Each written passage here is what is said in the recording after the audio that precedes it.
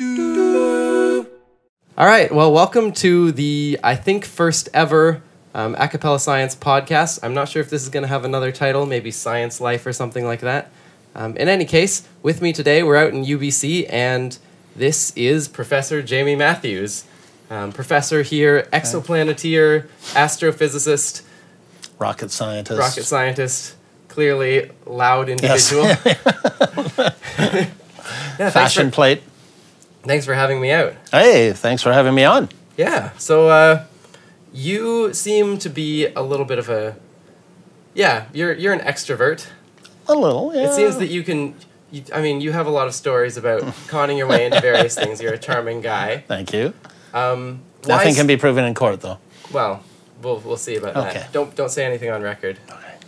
Why space? Like, of all the things you could do, because I imagine you could do pretty much whatever you want. Yeah. I don't have one of those inspiring stories of, like, my father taking me out to look at the Perseid meteor shower, my mother reading from the big book of space. But my earliest memories are of the stars. Like at age 2, I was curious about the stars.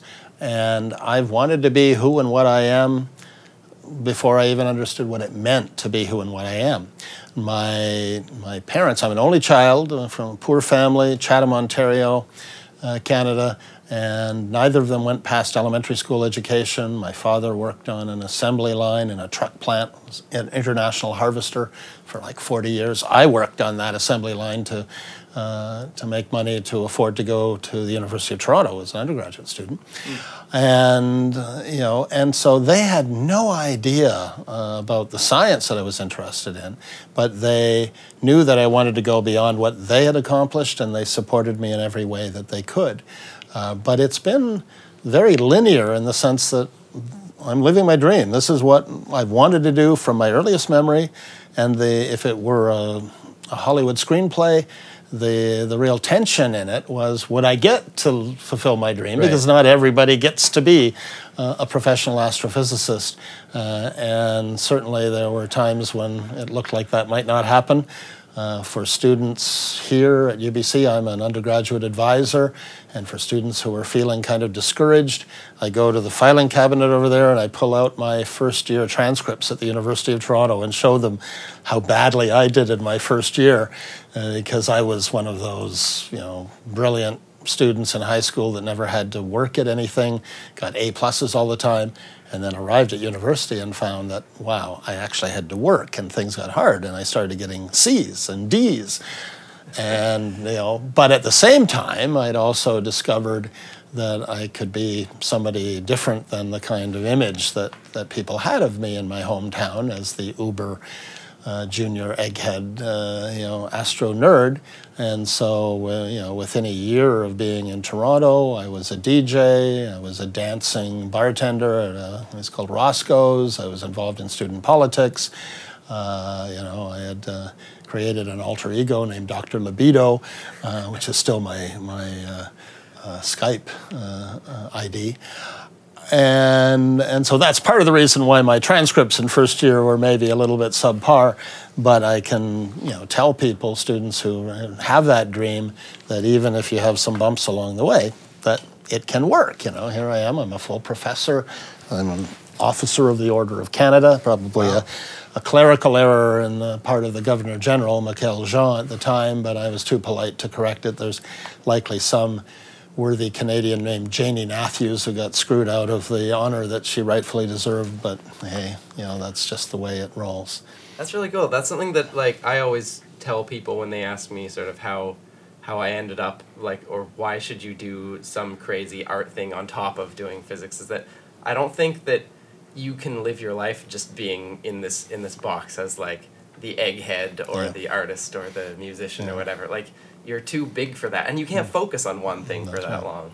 And, a lot of the things that I have accomplished in terms of research and education and outreach would have never happened had I not broadened my horizons at a young age. And so, yeah, had I just concentrated on academia, I likely would have gotten, higher grades, and I might have, had an easier time of it in the early going, being accepted into graduate school and so on. But the end result, much of who I am and what I've accomplished today is a result of being able to experience life to the fullest as a student. And I must have learned something because I made it here. But people ask, you've probably been asked this question, but maybe me because I've been around a little bit longer, if you could go back in time and have a redo, would you do it? And I would say no, because it's hard for me to believe that things could work out much better than they have. I mean, there are lots more scenarios in which things would be a lot worse, and only a small number of them. If you're going to the temporal version of Las Vegas and playing at the roulette wheel, or most of the spots in the roulette wheel are going to be less favorable than what's happened in my life, and only a few might be better. And who defines better? Right. So I would not change a thing. Yeah, you might not be in the best possible world, but you're certainly somewhere in the top of the pyramid. Yeah, there's a science fiction novel that was just published recently by a Toronto writer who deals with time travel, but in the sense of usually our time travel stories are that we accidentally slip into a parallel universe where things are worse off than they are here, where the Nazis won World War II or things like that. But it's usually we go, this is the optimum choice, and we go to something worse. But in this novel, it's basically somebody from another parallel universe, which is the Jetsons version, of the future, the 1950s version of what 2017 would be, and then ends up in our 2017, and it's not all that attractive to somebody who comes from this idealistic version of the future that we used to see in science fiction and the cover of Popular Science.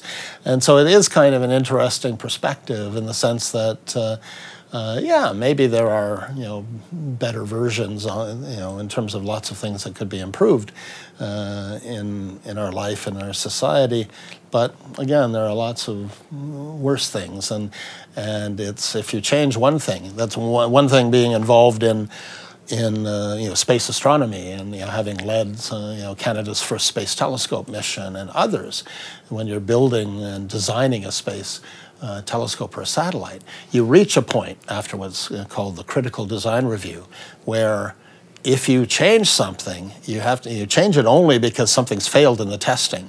Because even if you come up with the idea, and scientists always have these kinds of ideas, if you move this little optical element by a millimeter, that will open up this other possibility. Except you move that thing by a millimeter and the ripple effect goes through the whole design, and now everything becomes unreliable. You create all sorts of other problems.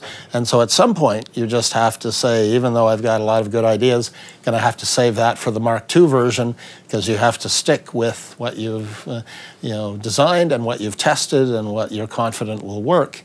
And that can be very challenging for scientists because we're always looking for possibilities. And the engineers, aerospace engineers, I think in many projects have been frustrated with the astronomers they've worked with, and because the astronomers are constantly coming up and saying, if you just tweak that a little bit, then maybe that's why they liked me, because I was pragmatic enough to know once we locked in, we had to stay by the rules. And hey, it worked. Canada's first space telescope, officially called MOST for microvariability and oscillation of stars, microvariabilité et oscillation stellaire, in Montreal. It's nice and bilingual. Exactly, that's why I chose it. Probably why we were funded by the federal government.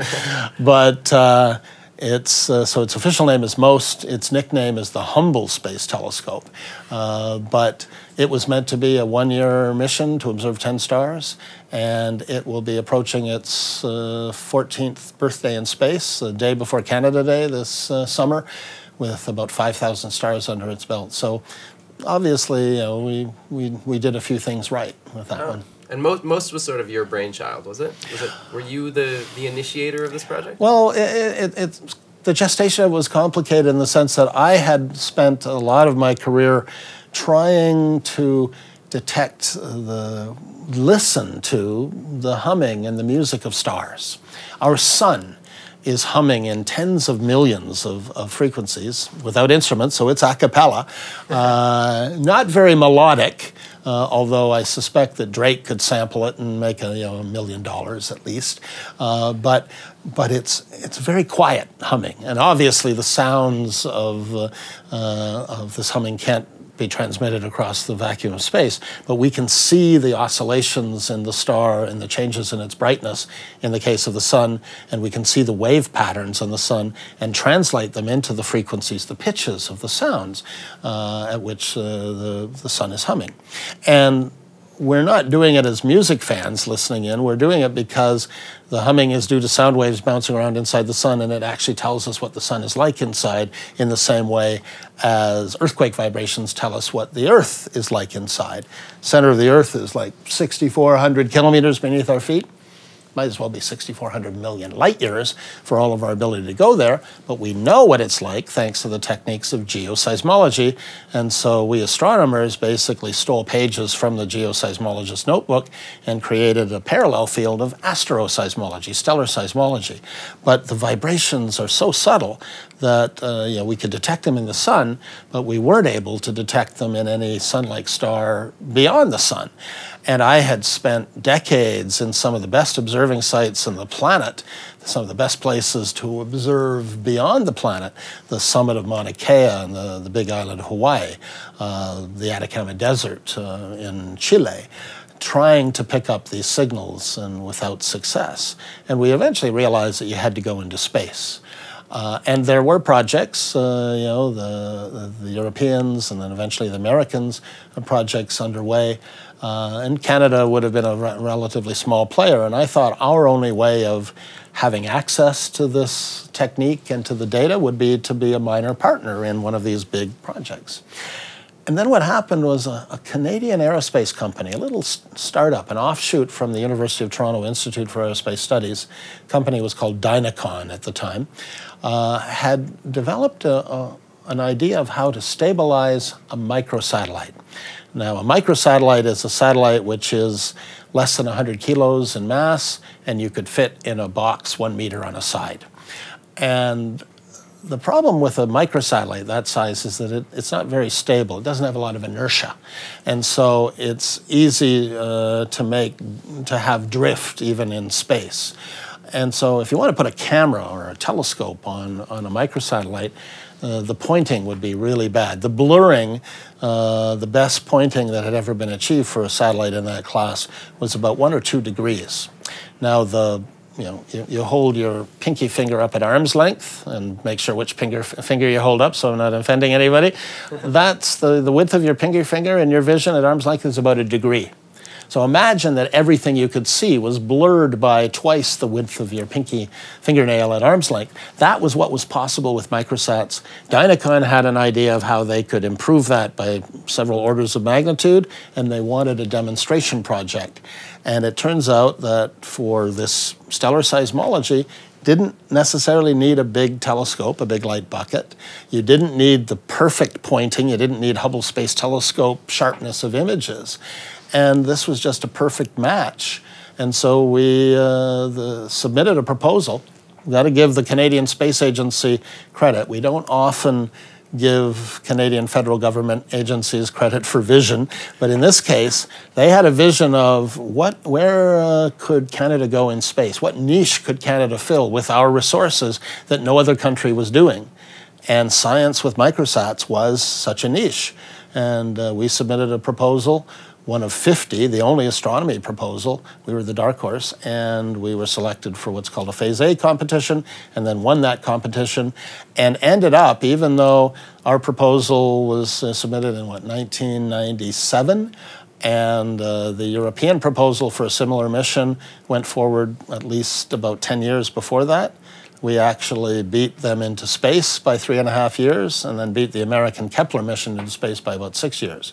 Now, it's not an us versus them. I'm in the executive council for Kepler. I'm a co-investigator on the French Corot mission. But I have to admit that at this point in 2017, after a launch in 2003, the Corot mission, unfortunately the satellite failed in November of 2012, and Kepler had to end its original planet hunting mission due to a pointing system failure, this kind of technology, in May of 2013. I could have never imagined that I'd be talking about Canada's first space telescope still operating after these other larger, more ambitious and more expensive missions had to end. And I am kind of proud of that. So what have you actually found with MOST? Like how do stars evolve, basically? Well, the first result with MOST was very controversial. Our first primary science target was one of the most familiar stars in the sky to astronomers, Procyon. And it's like the fourth brightest sun-like star in the sky, and had been extensively studied, observationally and theoretically.